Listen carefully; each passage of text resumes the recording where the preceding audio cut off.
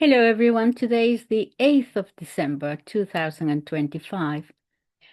I'm going to complete this series of videos, essays, really, that I have been doing about individual self-betrayal and other types of this type of thing, individual and then nations.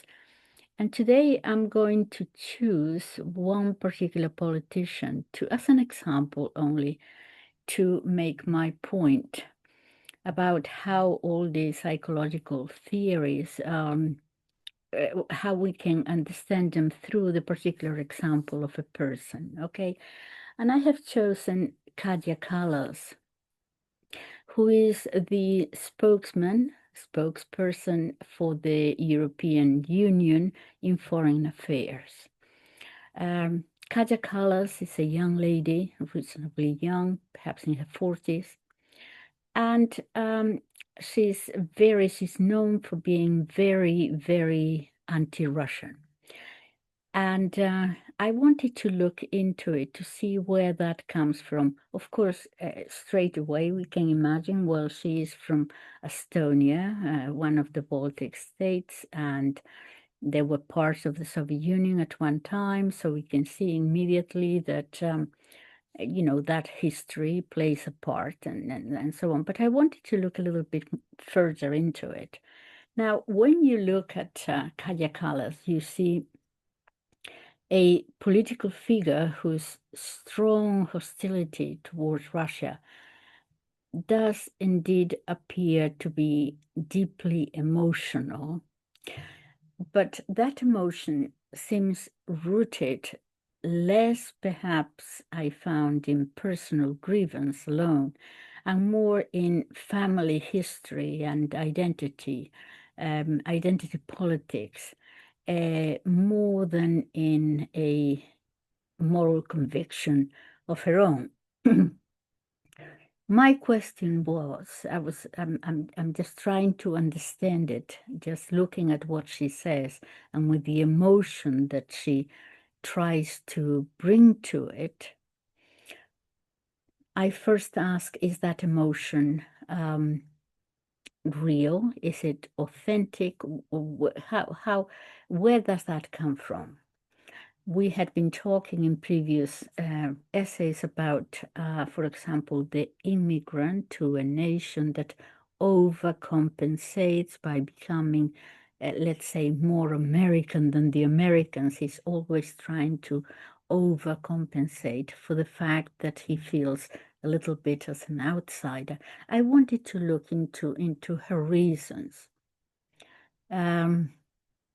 So where does her deep dislike really come from?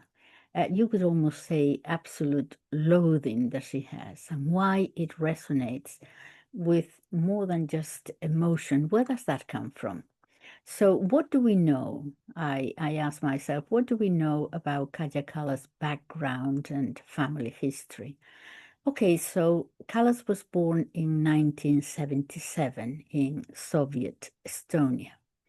Her father is Siim Kallas, a prominent Estonian politician who later helped lead post-Soviet Estonia into independence and into European integration. Her maternal family suffered under Soviet repression. She often talks about this. Her mother, as an infant, along with her grandmother and great-grandmother, was among thousands of Estonians apparently deported to Siberia in 1949 by Soviet authorities. Kallas has publicly invoked this family history repeatedly when explaining her stance. She has said that the same oppressive machinery of Soviet-era repression persists in Russia today. Her great-grandfather was part in 1922 to 24, was part of the Estonian Anti-Defamation League, something like that. and was sent to Siberia. Okay, so it was not because, as it has been sometimes said, because there were peasants and the collectivization of the peasantry lands and so on. No, it was because he was in a particular movement that was obviously anti-Soviet. And so from the Soviets' point of view, perhaps they saw them as a obviously as an anti-Soviet, as a terrorist group, I suppose. That is how they saw them. So her great-grandfather was sent to Siberia. Based on that background, the following factors together help explain why Kallas's dislike of Russia appears intense and consistent and personally invested. There is an intergenerational trauma here, an inherited memory. Yeah. Now, the question of national sovereignty, her worldview reflects a broader Estonian and Baltic identity that sees Russia, or what Russia represents to them, as they see Russia as the former occupier, the destroyer of sovereignty and language and culture. This is why emotion here matters. It's not necessarily irrational, but it can be dangerous. Why? Western Europe, at least this side of the Huns, cannot, I feel, cannot be made captive to these people's unresolved fears, this psychological pathology. It's a collective memory, it's not irrational, but it is unresolved, as we saw in other videos with so many other cases. Nevertheless, it seems that her husband has no problems dealing with. A few years ago, it came out that her husband actually had, perhaps continues to have, a good business relationship with Russia, and that he was actually making quite a lot of money out of that business relationship, and that seemed to be no problem. So let's see, comparison with other types of anti-Russian leaders or politicians.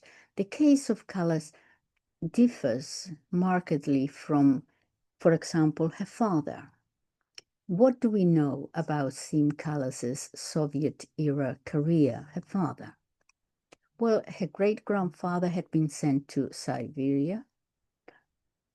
Her father, I don't know very much about him, her grandfather, but her father, Siim Kallas, was a member of the Communist Party of the Soviet Union.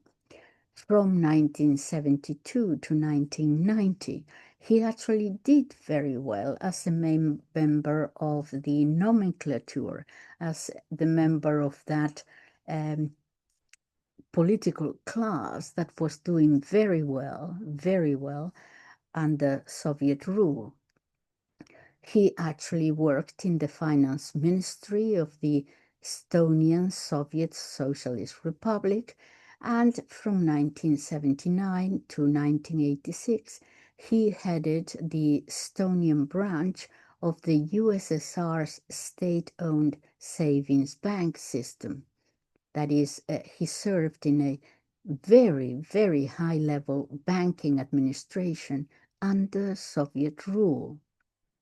Later, under perestroika and the political thaw, he was among the authors of a reform plan aiming at economic independence for Estonia, the so-called IME plan. So, as the Soviet Union is disintegrating, he, who had been a member of, one of the highest positions in the Soviet Union, nevertheless saw that the wind was changing, and so he became the leader of the independence movement.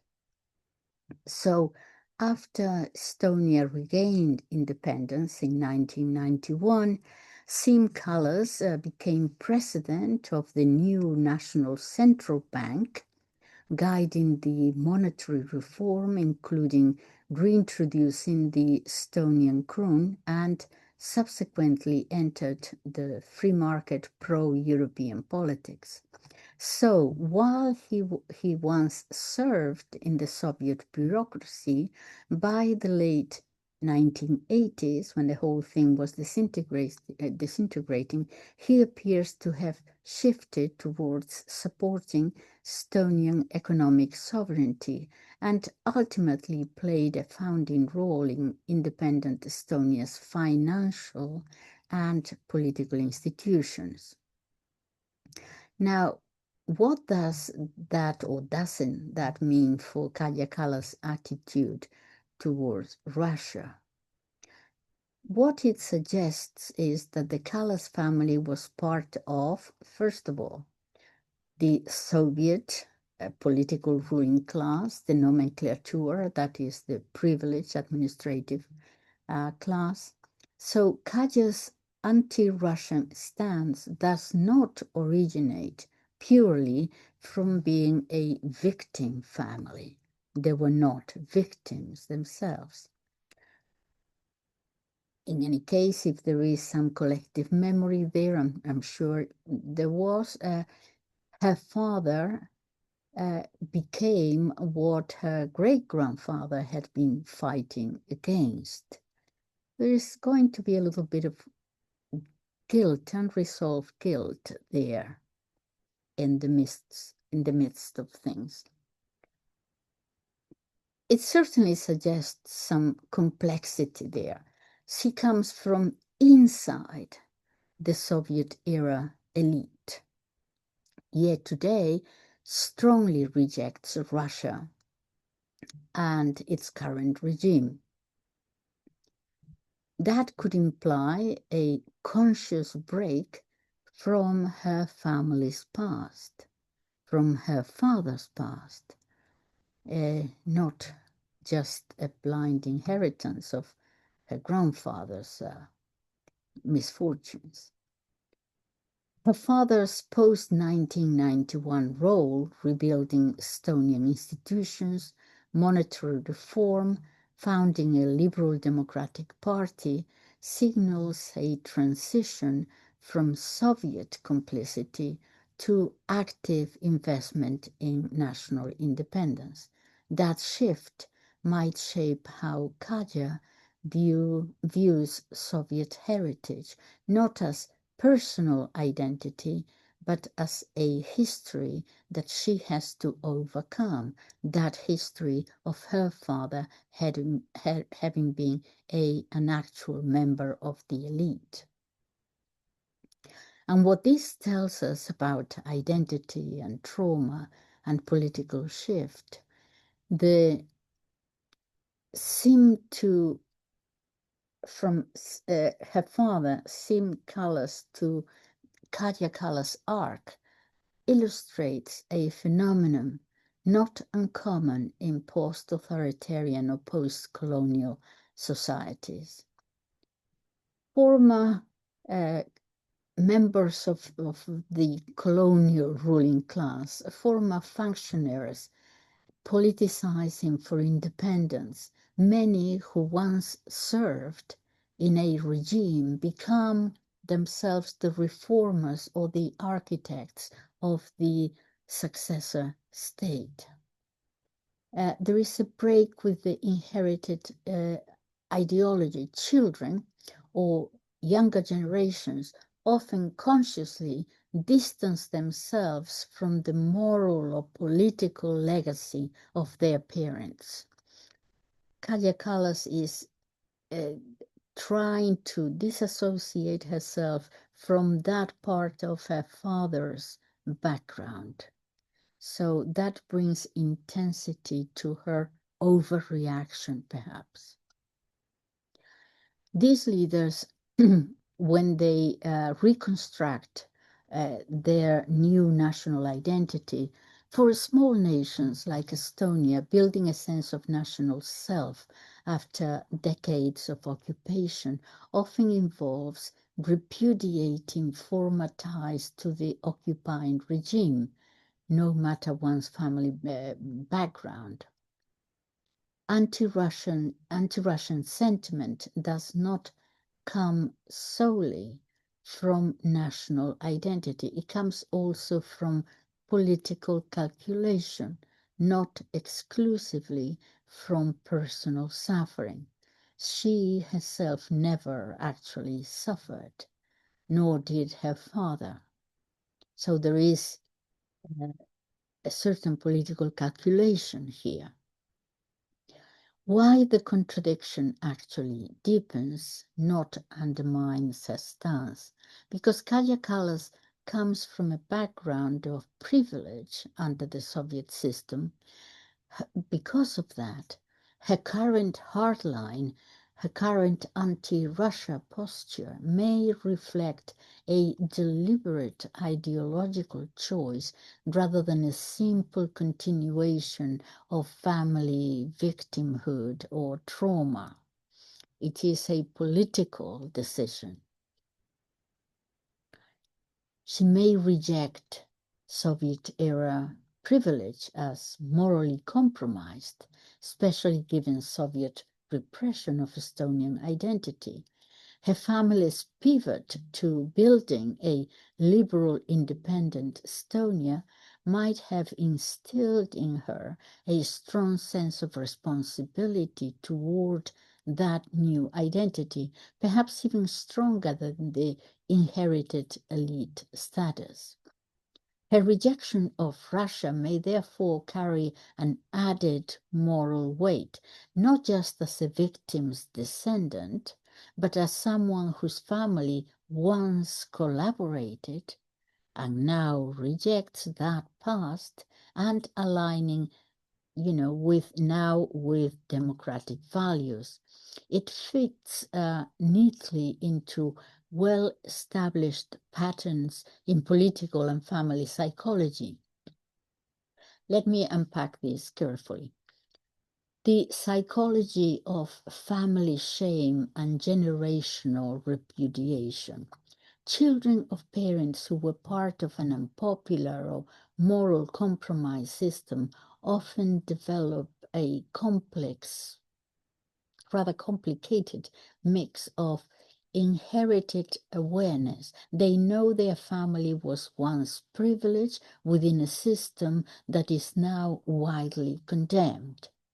There is also a moral tension. Even if the parent acted pragmatically in order to survive, the child may feel morally conflicted about having benefited from a system of oppression.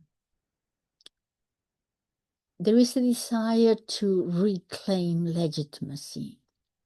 So these children consciously distance themselves from the past, her fathers, to establish their own moral, political, and social credibility. This is seen in many contexts. Post-Soviet elites, the children of former Communist Party officials, then become truly anti-communist reformers, for example.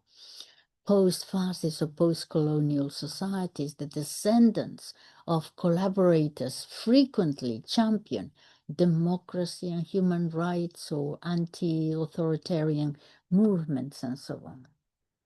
The immigrant psychology, if I can remind you, the children of immigrants sometimes reject the cultural or political norms of their parents' origin country to demonstrate loyalty to the new country. Yes, we talked, as I mentioned before, about overcompensation. There are parallels here to immigrant psychology. This is very similar to what psychologists call reactive identity formation. The mechanism is this: when parents' history is morally or socially tainted, as is she might see in the case of her father, children may overcorrect in the opposite direction. For example, a child whose parents collaborated with a regime may become an active dissident or anti-authoritarian adult. The function it serves both psychological and social purposes. The psychological is that it resolves internal conflict over the family legacy. Social, well, it signals moral or political independence, helping to gain legitimacy in their community. In Kaja Kallas's case, her father's Soviet-era role places her in a family that was part of the ruling class, the nomenklatura it was called. She grows up in a post-Soviet independent Estonia where Soviet collaboration is morally condemned. To establish credibility as a political leader and define her own identity, she has to, within herself, emphasize resistance to Russia and anything to do with Russia. The psychological dynamics at work here, there is a moral, it's very strong, this moral differentiation. Kaja can draw a clear line between my family's past compromise and my personal commitment to Estonia and democracy. And this differentiation allows her to maintain self-esteem and moral authority while at the same time acknowledging family history. There is a symbolic repudiation here, strong anti-Russian positions that she takes always, all the time. Emphasis on democratic values, more democratic than any other. EU integration all serve as symbolic acts of distancing from her father's Soviet-era roles. There is an emotional intensity too. The emotional intensity of her rhetoric may partly reflect this personalized stake of hers, not just national defense, but rectifying family legacy, consciously or unconsciously. When combined with her father's Soviet-era privilege, this creates a moral urgency to reject Russia completely.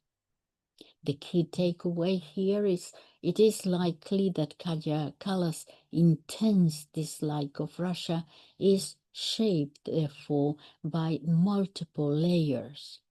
The family dynamics, awareness that her father was part of the Soviet nomenclatura may create an unconscious need to overcompensate or symbolically break from that legacy. There is an intergenerational trauma too. The stories of a mother and maternal ancestors deported reinforce emotional intensity. In short, it fits a well-documented psychological pattern. Children of morally compromised or tainted elites often adopt extreme positions to establish moral and political autonomy, much like children of immigrants, as I said, who reject the politics or norms of their parents' homeland. Latin America provides many striking examples of political figures whose stances, policies, or ideological intensity were influenced by parental or family histories of compromise, authoritarianism, or collaboration. Let's examine this a little bit more carefully. The psychological pattern. For example, in Latin America, across Latin America, we often see children of authoritarian collaborators, oligarchs, or regime officials.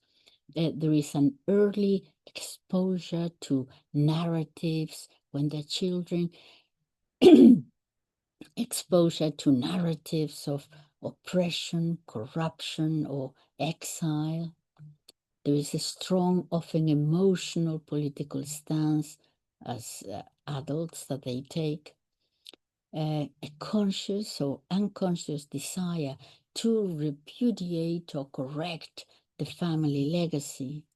And this mirrors the pattern that we discussed with Kaja Kallas, intense ideological or emotional positioning driven by family history.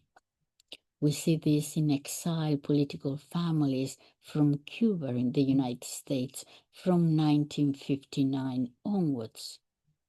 The people who came after 1959 were the rich, yes, the ones who had lost because of the revolution, children of professionals, of bureaucrats, or even Communist Party members who fled after the revolution.